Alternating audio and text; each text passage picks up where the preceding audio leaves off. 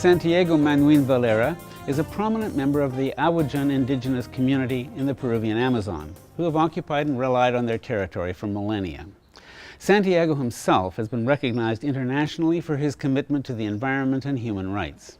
In 2009, he was shot, almost fatally, by the Peruvian army during an epic confrontation over the industrial exploitation of native lands.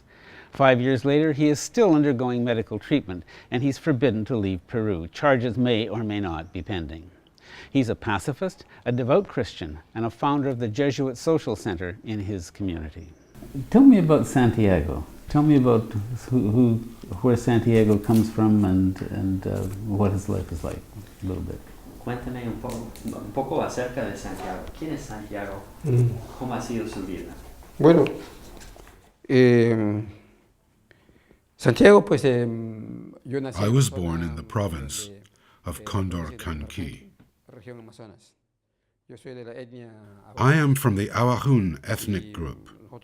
There are two very large groups in our area, the Awajun people and the Wampis. Our ancestors were famously descended from the Jivaro, Shuar people. I was born and educated in our lands, thanks to the Jesuits in our area. So, this is how I learned to speak Spanish. My strength has been my indigenous spirituality, the Awajun cosmology. For an indigenous person from the Amazon, the image of nature is one that is integral to humans. We are not separate entities. We need nature to live, to develop as people. Nature assures that humans achieve a balance in accordance with their needs, so that they can achieve buen vivir. Contemporary versions of this idea are called sustainability, sustainable development. The Awajun people are rooted in these values.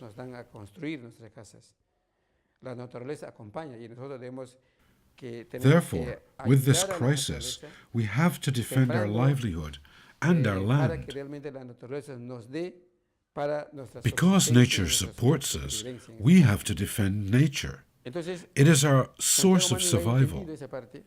Since I have internalized this, I have dedicated myself to defending the environment, understanding that humans are important because they are part of creation.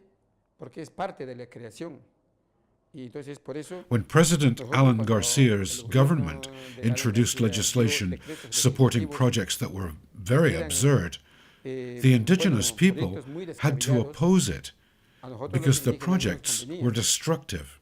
It would have been suicide to allow them to go forward.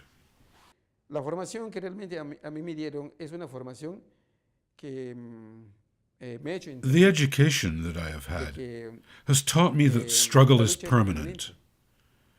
This permanent struggle involves our defense of nature and nature's continued support for us. This is the image of God's creation. It is not a God of money or who knows what. The true God exists in this image. Our indigenous cosmology requires us to respect and revere nature, not destroy it. This is more or less my perspective.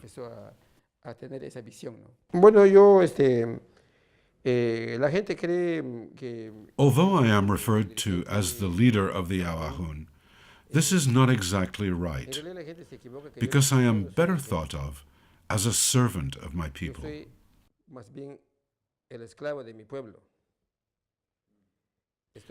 I am the person who carries the message of my people to outside institutions, to the government and other organizations.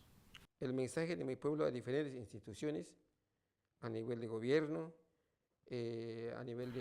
am the spokesperson for my people. I have never felt like a leader. We who are immigrants in these lands need to find a new, mature, and respectful relationship with our Aboriginal brothers and sisters and with the natural world that sustains us all.